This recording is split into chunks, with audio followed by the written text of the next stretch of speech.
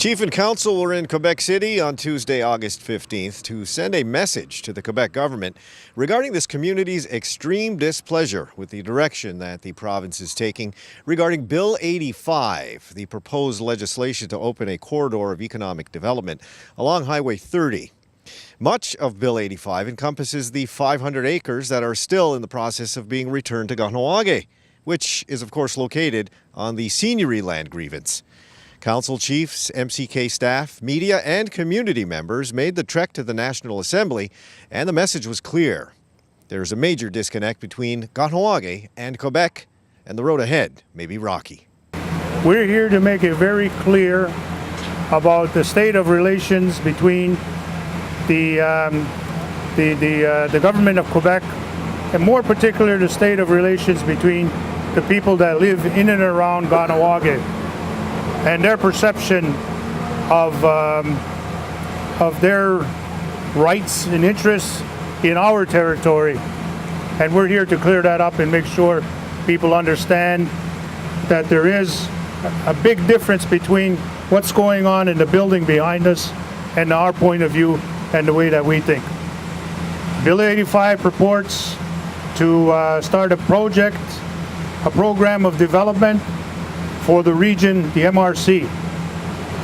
Yet on the other hand, we aren't even invited to participate in this. We had to push our way through. And the very land that they're purporting to divide up amongst themselves to create this economic zone for logistics purposes, for maritime project, for all kinds of activities is our territory. We have been fighting and struggling for 400 years on that particular territory. It's well recorded, our battle.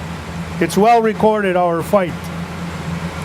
3 regimes we've gone through: the French regime, then the British regime, and now the Canadian regime.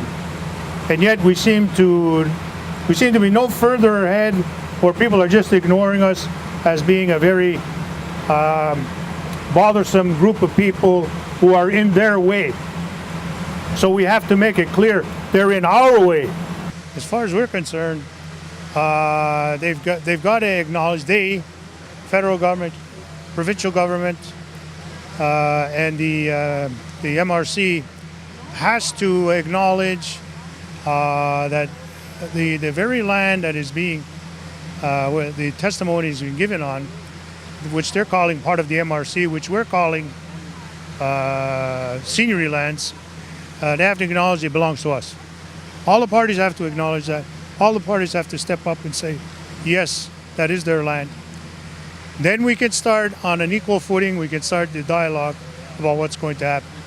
As I have said, we're not against regional development. We are prepared to participate. Of course, we have our agenda. We have our own wants and our own needs that they have to hear about. And we have to be able to make it clear that we're going to be in charge of the development, and they are party to it, not the other way. The land issue which Kahnawà is facing is similar to many other issues with other nations, and it really puts in perspective the challenges that we have with this government, this QR government. And to me, it seems that any issue is good on the table until you reach the issue, until you speak to the issue of lands and resources. Then they turn away. You know, I've been hearing about this all my life. I've been born into a family that's very political and aware of certain things, especially the land. And I said, I think I got to do something myself now. It's about a principle. And for all this buildings and all this beauty around us of another culture, we still have to fight for what is ours, our right, our birthright. And it just isn't here. The shirt says it all. We have to resist at every turn. We don't get to take a break. We don't get to retire from this battle. As long as we will have grandchildren and they have children, we have to be prepared to stand. And that's why I'm here.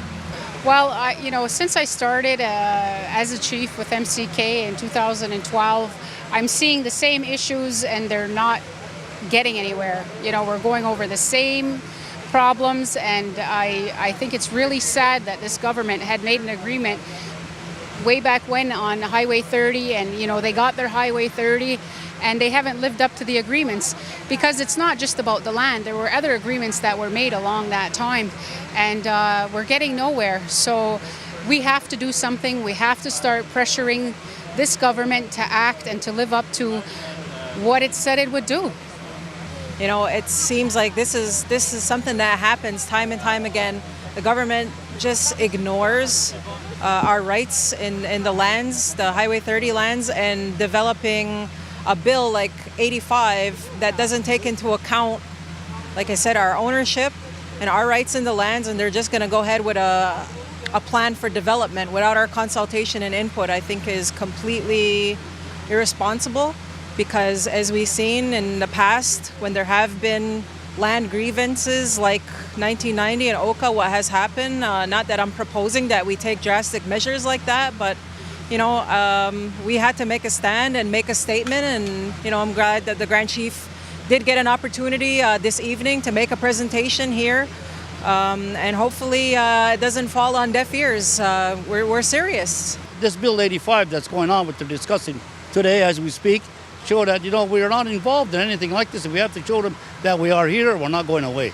We come here to say, well, look at that, this is a claim, a fundamental claim, that has lasted centuries and centuries and centuries, and that has never been settled as of yet, Justice, equality, and us having a rightful place within our house.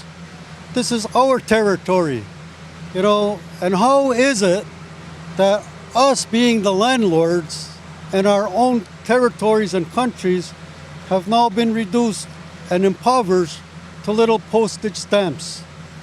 Now, the so-called might is right attitude and thinking is over. The truth is what will set us free. I heard it once been said. And when we look at the historical truth, we didn't cross no Bering Strait. We've always been here. The Creator made our ancestors, gave us sacred breath, gave us responsibilities, gave us our language, gave us our ceremonies. And people came into our house and are trashing it. Well, it's not over yet. We still have to go in and later on this evening and do a presentation to the committee that's hearing testimony from various witnesses.